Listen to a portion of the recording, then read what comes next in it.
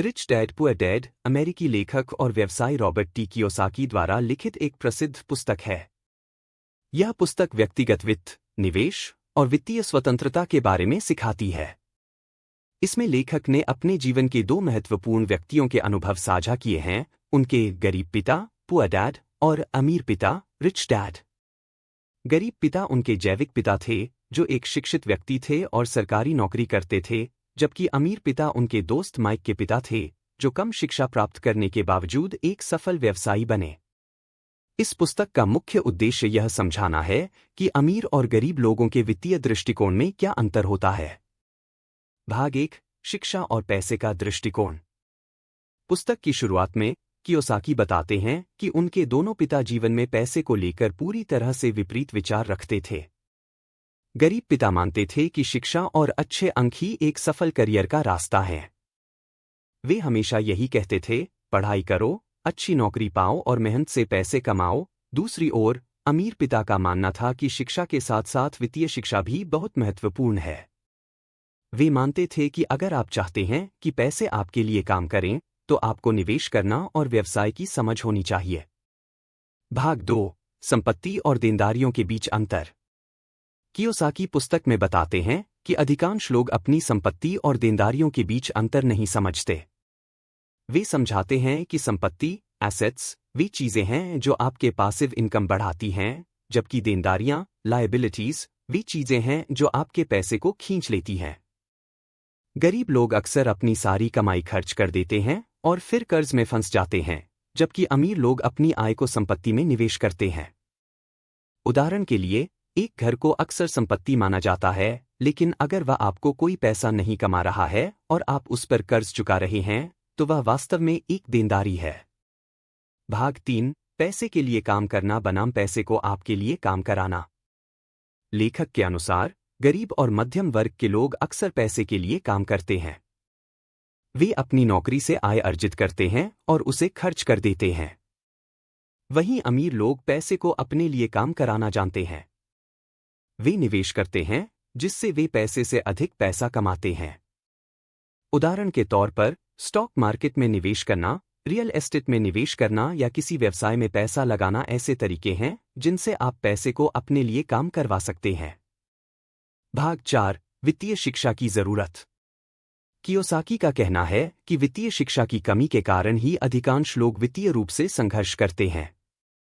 स्कूलों में हमें गणित, विज्ञान और भाषा पढ़ाई जाती है, लेकिन पैसे का सही उपयोग और वित्तीय ज्ञान नहीं सिखाया जाता।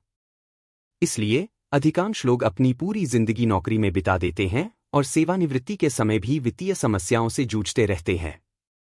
लेखक का मानना है कि हमें खुद को वित्तीय रूप से शिक्षित करना चाहिए ताकि हम पैसे को सही दिशा में निवेश कर सकें और वित्तीय स्वतंत्रता हासिल कर सकें।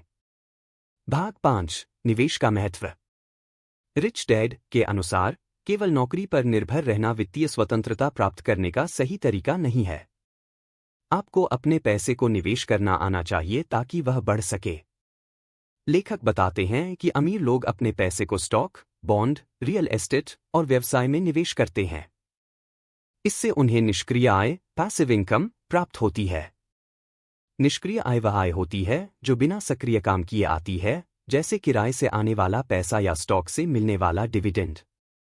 भाग 6, जोखिम और साहस। कियोसाकी इस बात पर जोर देते हैं कि अमीर बनने के लिए जोखिम उठाना जरूरी है। गरीब और मध्यम वर्ग के लोग अक्सर जोखिम से बचते हैं और सुरक्षित नौकरी की तलाश करते हैं।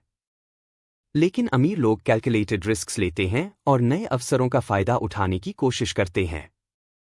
उनके अनुसार निवेश में जोखिम होता है, लेकिन यह जोखिम लेने से आप वित्तीय रूप से ज्यादा मुनाफा कमा सकते हैं। यहाँ पर वित्तीय शिक्षा फिर से महत्वपूर्ण हो जाती है, क्योंकि अगर आप निवेश के बारे में जानकार हैं तो आप जोखिम को कम कर सकते हैं। भाग 7, मानसिकता का महत्व। रिच डैड और पुअर डैड की सबसे बड़ी भिन्नता उनकी मानसिकता में थी। गरीब पिता की मानसिकता थी कि मैं इसे बर्दाश्त नहीं कर सकता, जबकि अमीर पिता की मानसिकता थी कि मैं इसे कैसे बर्दाश्त कर सकता हूं। यह फर्क सोचने के तरीके में है। अमीर लोग हमेशा समाधान खोजने का प्रयास करते हैं और अपने वित्तीय लक्ष्य को हासिल करने के तरीकों पर ध्यान केंद्रित करते हैं, जबकि गरीब लोग अक्सर खुद को सीमाओं में बांध लेते हैं। भाग 8, सफलता की राह में बाधाएं। कियोसाकी के अनुसार अमीर बनने के रास्ते में 4 प्रमुख बाधाएं होती हैं: डर, संशय, आलस्य और बुरी आदतें। डर सबसे बड़ा बाधक है, क्योंकि ज्यादातर लोग पैसे खोने के डर से निवेश करने से बचते हैं। संशय भी आपको अवसरों से वंचित कर सकता है। आलस्य और बुरी आदतें, जैसे वित्तीय मामलों पर ध्यान न देना और बचत या निवेश की योजना न बनाना, आपकी आर्थिक स्थिति को और कमजोर बना सकते हैं। भाग 9, अपने आप में निवेश करें। पुस्तक का एक महत्वपूर्ण संदेश यह है कि सबसे अच्छा निवेश स्वयं में करना है। कियोसाकी बताते हैं कि आपको अपने ज्ञान और कौशल को बढ़ाने पर निवेश करना चाहिए। वे सलाह देते हैं कि वित्तीय शिक्षा प्राप्त करें, किताबें पढ़ें, सेमिनार में जाएं और अपने चारों ओर के लोगों से सीखें। जब आप खुद को बेहतर बनाएंगे, तो आपके पैसे कमाने की संभावना भी बढ़ जाएगी। भाग 10, निर्णय लेने की क्षमता। कियोसाकी ने अंत में बताया कि वित्तीय स्वतंत्रता प्राप्त करने के लिए निर्णय लेने की क्षमता महत्वपूर्ण होती है। जो लोग निर्णय लेने में देरी करते हैं या हिचकिचाते हैं, वे अक्सर अवसरों को गंवा देते हैं। रिच डैड ने कियोसाकी को सिखाया कि निर्णय लेने का साहस दिखाना जरूरी है, भले ही उसमें जोखिम हो। वे कहते हैं कि अगर आप हारने से डरेंगे, तो आप कभी भी जीत नहीं सकते।